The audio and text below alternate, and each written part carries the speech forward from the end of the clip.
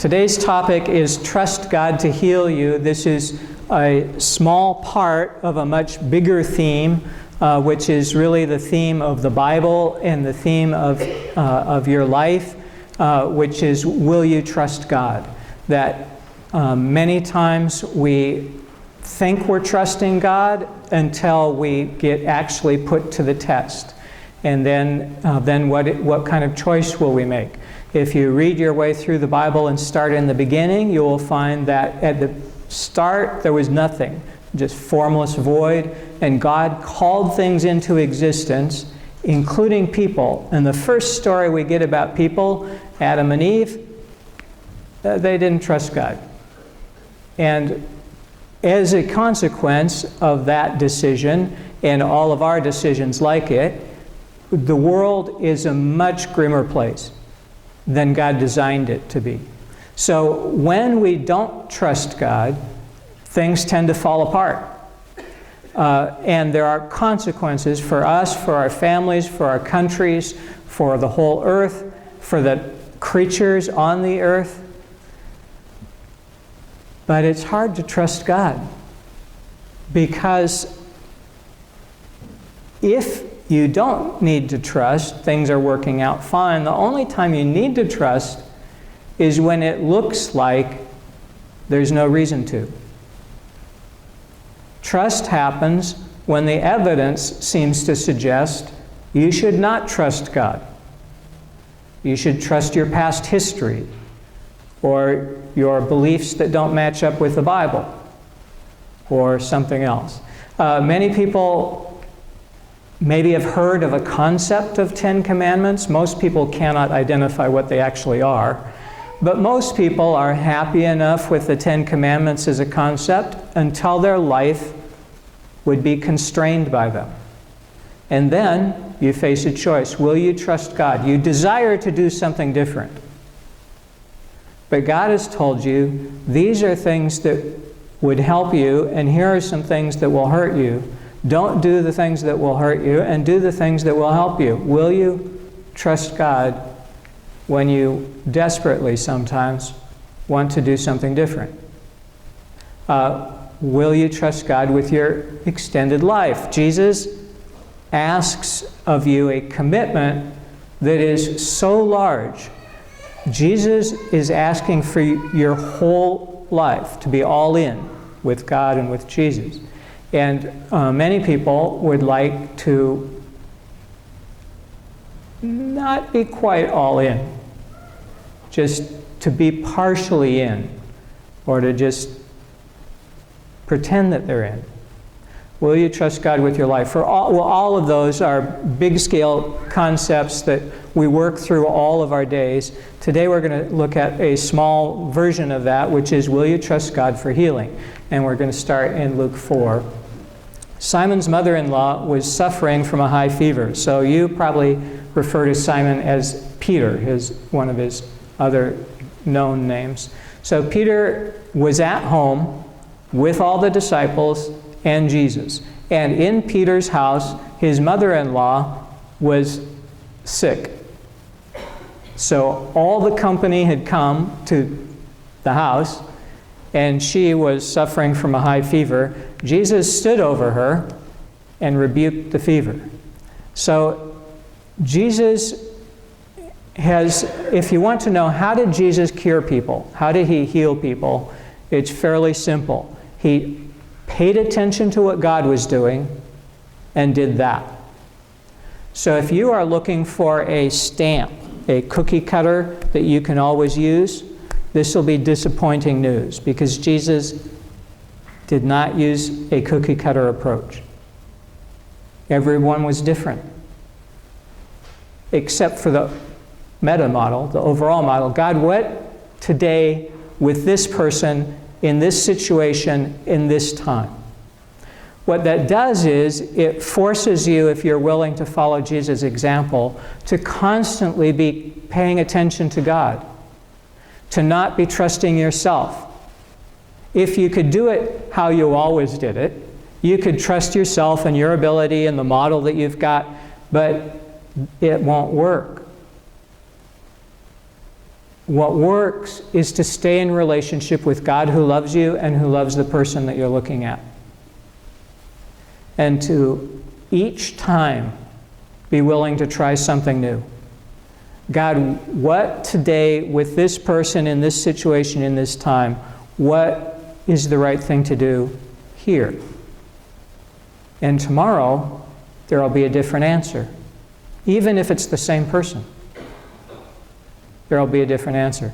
So, what did Jesus do commonly as he was looking at God and listening for God and doing what God wanted done in the situation? He often did what he did in this situation or something similar. So sometimes he told the symptom what to do. In this case, he rebuked the fever. Told the fever, get out. You can't stay. Sometimes Jesus did talk to symptoms and tell them what to do. Most commonly, this is when the symptom was an evil spirit. A spirit causing a condition to appear, but so a woman with who had her back bent over, it looked like she had a medical problem, but she had a spirit that was causing her to look like she had a medical problem. Doctors couldn't help because it wasn't a medical problem. When Jesus told the spirit to leave, she straightened up. So sometimes Jesus rebukes spirits, but more commonly, he tells people what to do. So you can either tell the condition what to do or tell people what to do. Some examples, Luke 4, with a spirit, Jesus said, be silent and come out of him. Luke 5, to a leper, be made clean. So here Jesus talks directly to the leper, tells him what to do. Be clean. A man who's paralyzed, Jesus looks at him, tells him what to do. Stand up, take your bed, go home. You're paralyzed, that's done.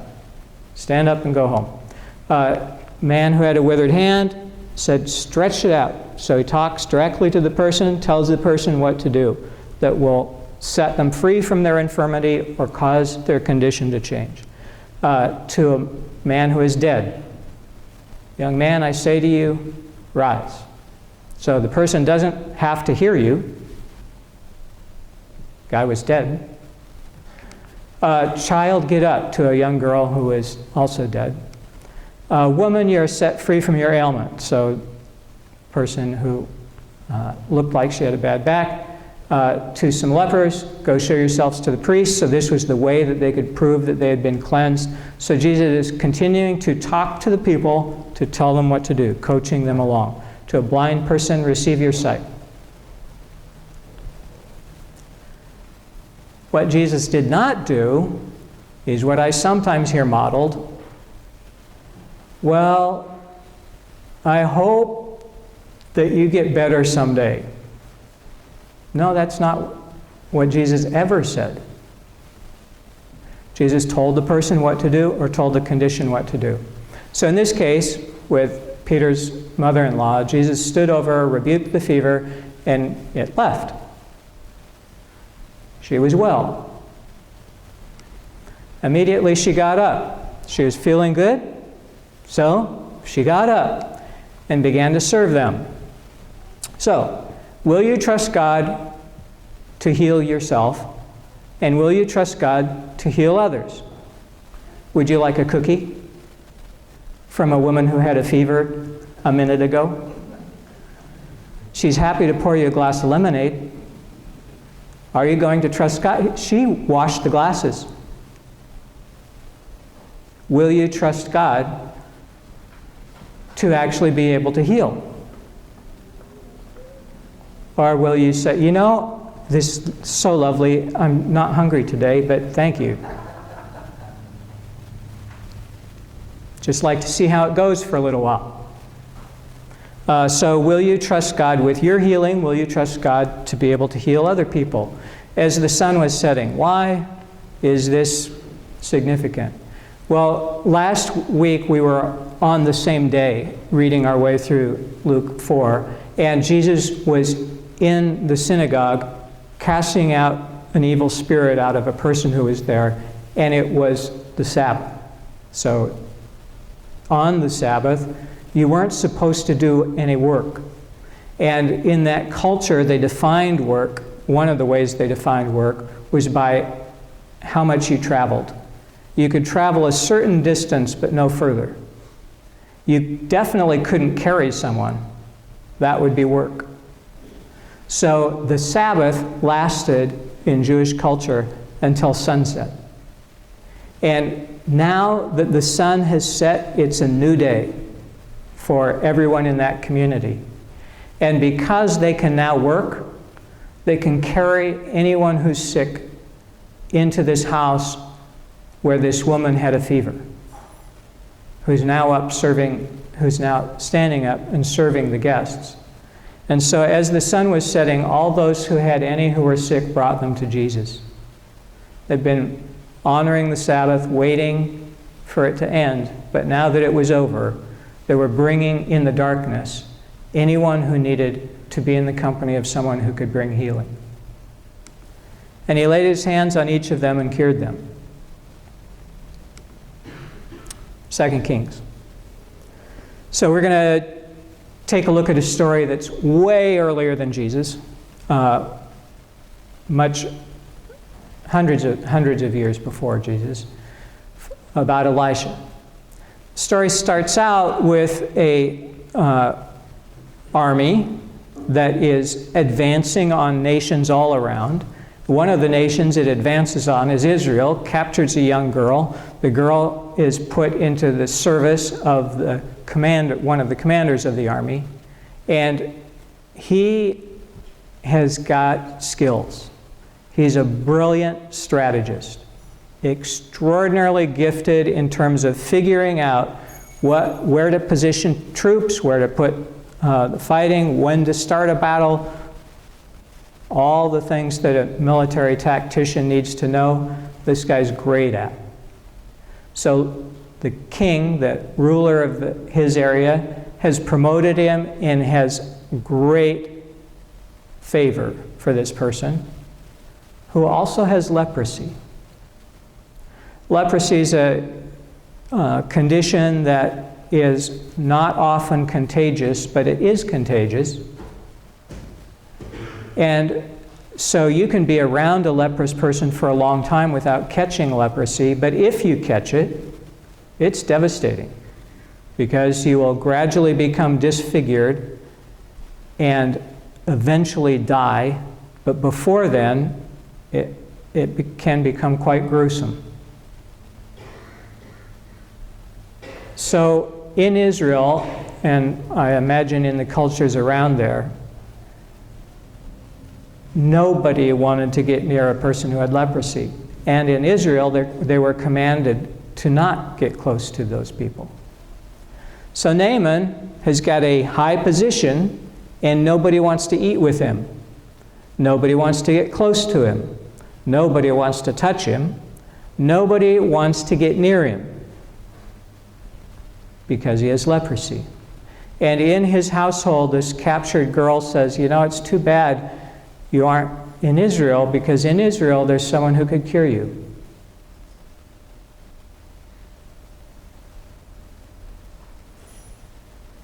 If you're not really sick, that news wouldn't matter to you. But if you're facing what Naaman faced and enduring what Naaman endured on a daily, hourly basis, that's the kind of news that can change your life. So Naaman went to the king. The king gave him permission and lots of resources, money, to go see this prophet. Naaman came with his horses and chariots and halted at the entrance of Elijah's house. So it's enough to carry the great wealth that Naaman was carrying, and enough people to guard it. And so it's not, we know horses, we know that there's at least 2. Chariots, we know there's at least 2. But it has to be a pretty sizable company to carry all the provisions for this group that will now make this long trek. All right, so imagine all these horses, all the chariots. Do you suppose Elijah was unaware that there was anybody near his house? No, Elijah was the kind of person who, when the person was so far off nobody else could see him, Elijah said, "There's somebody coming." Elijah was aware that there was a person outside the house and a lot of attendants. What did Elisha do? Elijah sent a messenger out to Naaman, who couldn't get anybody to want to be in his presence. Comes to the house of the man of God, and the man of God behaves like everybody else. I'm not going to get in your presence. Elisha sent a messenger to him, "Go wash in the Jordan 7 times, and your flesh will be restored, and you will be clean." Naaman didn't hear that. What he heard was, "Yeah, Elisha's not coming out. I'm here to deliver a message from him." And that was as far as he got in the message. Naaman became angry and went away. You can be this close to your healing and walk away. Because you're mad, because you're disappointed, because lots of good reasons from your perspective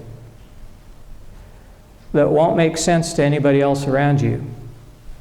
I know you're mad, but couldn't you try? Naaman says something that just reveals where he's at. He said, "I thought that for me he would surely come out," and the two words there that just capture my attention. I understand that the prophet won't come out for someone who's not important.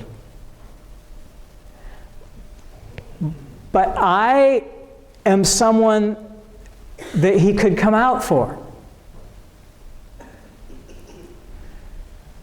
One of the problems with pride and the other side of the coin, low self-confidence, is that rather than a coin, it's probably better to imagine it as a bowling alley with gutters on either side, where it's really easy to be in either one of the gutters and very difficult to be down the center. Naaman, because he's so self-conscious about his disease and how all of society constantly reminds him about it, Naaman is caught in this spot of knowing he has value, but experiencing rejection every day. I thought for me he would surely come out and stand and call on the name of his God, and he would wave his hand over the spot and cure my leprosy just like that.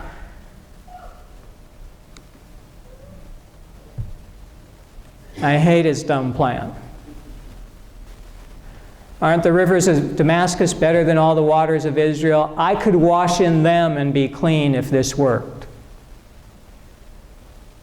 So Naaman knows leprosy is not a disease that you can wash away with water. If you could do that, there'd be all kinds of people who were free already. He turned, went away in a rage. Psalm 107 says something that's very important if you get the whole thing, and many people miss it. Psalm 107 says, "Some were sick through their sinful ways." What's that first word? Some. Many people in the church get this wrong, and they put the word all in there. So when Jesus is about to heal a blind person, people around him say, "Who was it that sinned? Was it this man who caused his own blindness, or did his parents do something wrong to cause this man to be born blind? They know that sometimes the things that you do will cause things to happen. And definitely there are people who are blind because they did something or their parents did something, but it's not true in every case. You cannot argue backwards from illness and say, oh, there was something wrong that happened here. Some of the time it's true, but some of the time it's not. But in Naaman's case, he's about to walk away from his miracle because he's mad. Verse 13. Luckily, he had a bunch of people with him who said, boss, if he commanded you to do something difficult, you would have done it. Why? Because then there'd be glory in it for Naaman. Look, the mighty conqueror has done this horrible quest, and he survived and pulled it off. So if you get something that will give you glory, you might be willing to do it, but you don't want to do it because the prophet told you to do something that anyone can see won't work. So why don't you just do the easy thing the prophet has asked you to do? So he went down and immersed himself 7 times in the Jordan. Luckily, hopefully, if you will have friends who have this same compassion on you. Look, I see you're depressed or angry or resentful or whatever it is, and are able to coach you out of it. Because he went down and immersed himself 7 times, but that's not how it happened. Eventually it's how it happened. But what happened for Naaman was he went down and washed 1 time, and nothing happened. And he went down and washed 2 times, and nothing happened. And he went down and washed 3 times, and nothing happened. And he went down and washed 4 times, and at some point, I'm guessing, it may not be right, but I think at some point, what starts to get washed off of Naaman is not only whatever dirt was there, which got washed in the first one, but the pain of having everyone reject him every day gets to be washed off. And his anger at the prophet, who won't even come into his presence, gets washed off. 5 times nothing, 6 times nothing. And in the 7th time he was healed, restored like someone who is young.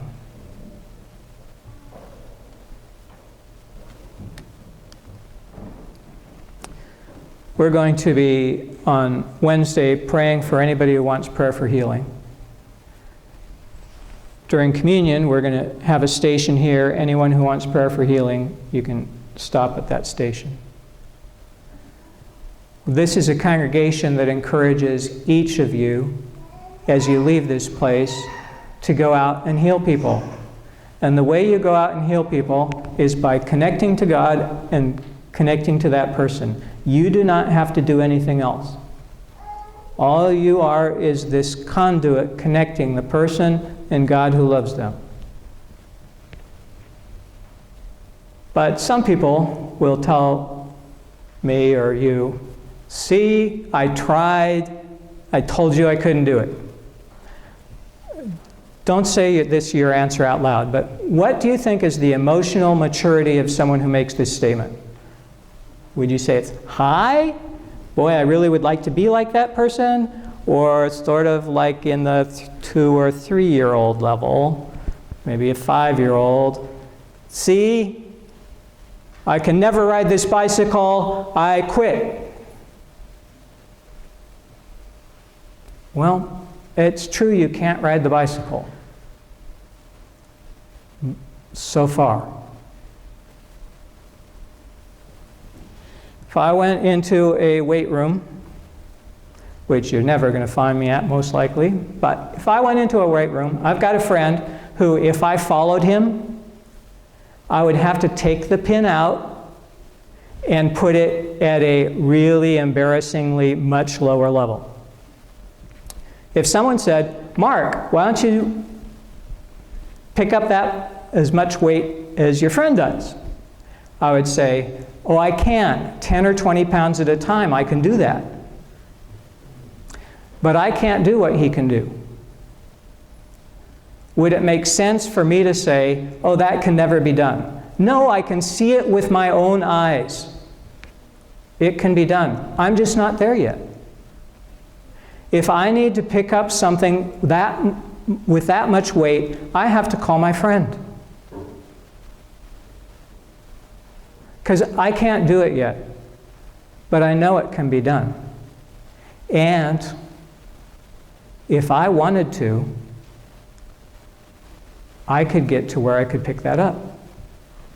Maybe not as much as my friend who's got a lot of gifts, but I could get better than I am today. And many people who have been told by Jesus to heal the sick, you're at a level where you're just embarrassed, where you have to set the pin. So you don't even want to try. But if you will be willing to just try, people around you will be healed. And you won't know it most of the time. But you will start having a better impact, and you will become stronger and learn from your mistakes and learn how to do it better. And over time, you will start picking up bigger weights. You'll get better at it. And if you persist, you will get good enough so people say, yeah, I can't do that. Can I move the pin and take it down a notch? And they will call you in to help when they can't. People who say they can't do it may need empathy or encouragement or motivation or patience or possibly a push or ambition or coaching or competitors. And if all else fails, you got to leave them behind. We cannot have our abilities determined by someone who refuses to try. Why don't you stand?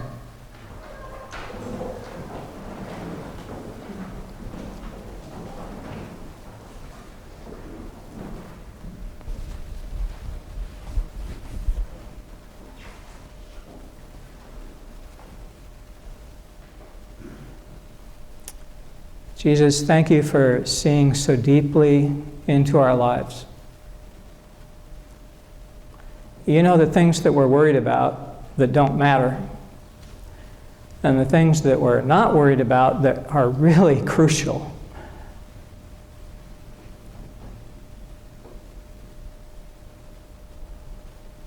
And you know the ways that we're failing you, that we're seeing illness all around us and not once volunteering to pick it up.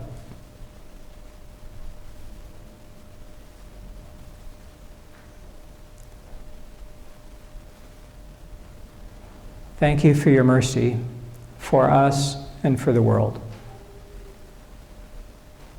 and for helping us to be able to see people over this next season whose lives we could change if we only connected them with you.